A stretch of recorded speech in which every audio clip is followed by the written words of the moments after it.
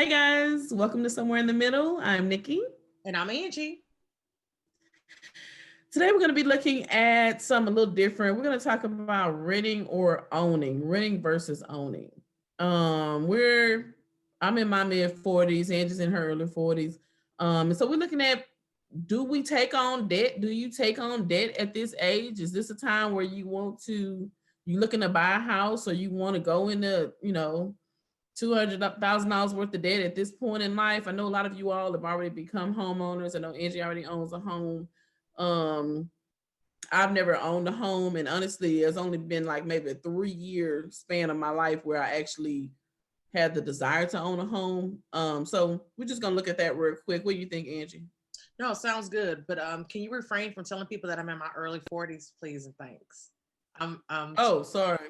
celebrating the anniversary of my 21st birthday in about 12 days. Okay, that'll work. Back to the topic. Oh, okay. Yeah, no, I wholeheartedly think that everybody should own a home. I think that it leaves generational wealth for your children, for your grandchildren. I know when I, bought my first house, it was definitely an experience. I didn't know what the hell I was doing. I didn't know anything about mortgage rates and private mortgage insurance and anything like that. But luckily, my grandmother gifted me a piece of land, so I was able to build on land that I already had. But fast forward, 16 years later, I think about what this house means to me, to my daughter, to my grandson. The house is in a area that's going through gentrification. Um, I'm not gonna tell you what I owe on it, but it's like this much. The house across the street sold for $250,000. So I think about it as being an asset. I know people used to always say, if you own a house, it's an asset, but you don't understand what that what that really means until 2 decades later. I'm like, oh, I own something that I could sell if I needed to. If there was an emergency, I could take out a loan against it and take the money and invest it in something else, another project that I wanted to do. It truly is now an asset because it's worth more than what I owe on it. Yeah, I understand that concept. I mean, I've understood it my whole adult life, basically. But I think that with my history, I think for me, it all goes back to, growing up as a child. My mom owned a house, um, and she went through health issues and lost her job. And then while I was in college, she lost the house. And I can remember when I graduated from college, I can remember, wanting to rent or being excited about apartments, and people that I knew or were early, young teachers, so on and so forth. Um, as they bought houses and grew up, I just never had that desire to do that. And it was probably like 7, 8 years before I had my first child. And I thought, well, maybe that would be my thing to make me want to have a house. But I had my little 2-bedroom duplex in Third Ward, and I just loved it, and I just couldn't see myself buying a house. And it was a long time before I realized, really put into words, why it was that I didn't want a house. I didn't want to go through losing a house. Yeah. You know what I'm saying? Yeah. And it was crazy when I actually put it into words. I was like, dang, that's what has kept me from wanting this thing that everybody seems to want. Like that thing that happened to me while, happened to my mom really while I was in college. But since then, I just accepted that wasn't what I really desired for my life. Once I was married and had 2 kids, I was like, well, yeah, we should have a house. But then the marriage was over. And then again, I was like, nah, I don't want that debt. Right. I mean, but it's not even just so much as, debt. I think, you have very valid reasons. When you are a homeowner, so I rent in Boston and I own my house in Texas. There is no person. When my toilet is stopped up here, I call the maintenance man. Hey, landlord, say, player, I need you to come fix it. In Texas, it's all on me. It was like, okay, I'm looking for plumbers. I'm on Facebook. Hey, does anybody know somebody who knows somebody about it to try to get the hookup on it? So it's definitely 2 different expectations of having it. And if you're not mentally ready to go through that, it's a lot. My air conditioner went out at my house in Texas. It was a power surge or something, transformer blew. It was under warranty. And the labor, the part was free. The labor cost me $1,000 on Memorial Day weekend. And in Texas, it's, you know, 1,000,000 degrees outside. Luckily, you know, I was able to find somebody on Facebook, thanks Facebook friends, that, you know, knew somebody that could come and, you know, get it at a discount, but it still cost me $800. And that was on a hookup to get, you know, the Freon and all the other kind of extra stuff done to it.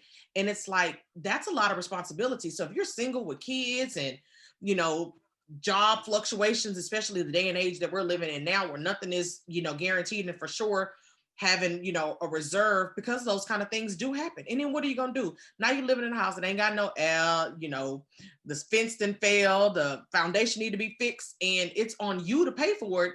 And if you don't have it, then what do? You know, so it's right to be concerned and think about that, because a lot of people jump into stuff and don't think about the consequences of their actions. So I don't think it's wrong. So if you're not ready, understand why you're not ready, and that's okay. And get ready if that's what you choose to do. But I don't think people should shame you for it. Oh, Nikki, you don't want no house. Oh, you ain't doing it right. No, not at all. It's a lot of responsibility. Yeah, no, I don't want one. And I'm back to that point in life where I definitely don't want the insecurity. I really don't. I'd rather pay, you know, whatever I have to pay or can pay to rent. And honestly, you know, once these kids get grown, to be stuck somewhere, you know, anchored by this piece of property, I don't want that. I personally have a vision for my life in the future when these kids are grown, of minimalism, of owning very few things, of having very little to hold me in one spot. You know, I want to get on this road. You know, those of you all who know me know, you know, I drove trucks for a little while, and I love camping and tubing and traveling and moving around. And that's the lifestyle that I want for myself. And unfortunately, it doesn't leave, you know, a whole lot to pass down to my kids, but they'll be all right. I mean, they're gonna have to figure it out. And if they, you know, if they want, I'll try to leave them with the tools that they need to build those things for themselves. But at the end of the day, I'm living like I'm almost biding time till they grow up. You know, I'm stable enough right now to be stable for us. You know, we don't really have anything that we need that we can't have or do. But at this point, I don't want to take on that debt. But, you know, you said something about being anchored and tied down by owning a house. I'm living proof that that is false narrative.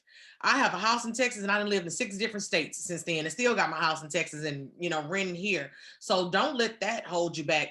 But, you know, think about this. That house that I owe $2 on is worth $10, you know, and if my grandson needed a operation tomorrow and he needed $200,000, you know, to have it, I'll be right back. You know what I mean? That's something that nobody can take from me except Uncle Sam, but whatever.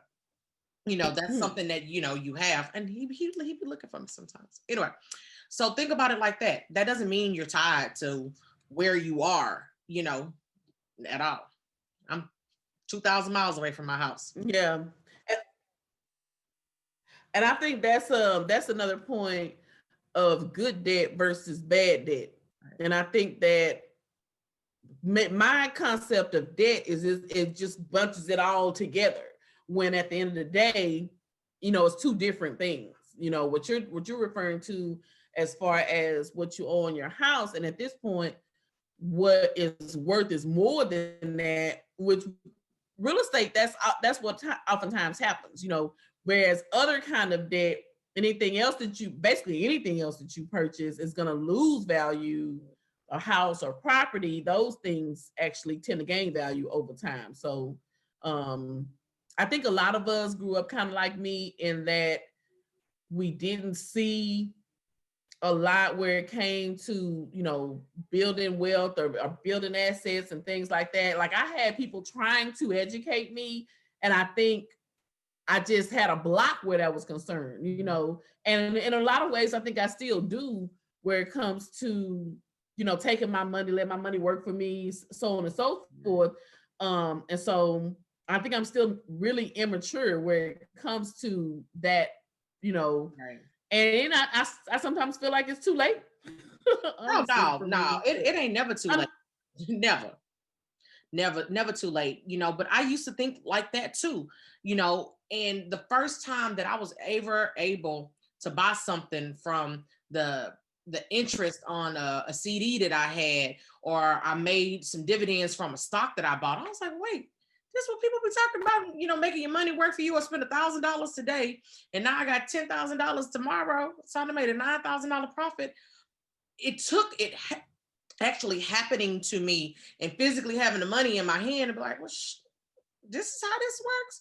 Okay, what stock I need to buy? You know, what property I need to buy? What next thing I need to do that I can do within my income means to do it. But once you do it that first time and you see the residuals from it, it opens up.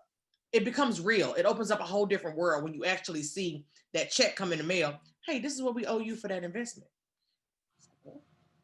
What else can I invest in? Then you're seeking other opportunities to make money. yeah, I think at this point I should be doing that, or I should at least be educating myself more on that. And like you said, it's not too late, so we'll see. I don't know. It's so many things that for money. I mean, I think that's one of the areas where I definitely could benefit from, you know, some a counselor, some counseling, some mentorship. Um, so I don't know, maybe, you know, in a year we'll have a different conversation, you know, where that's concerned.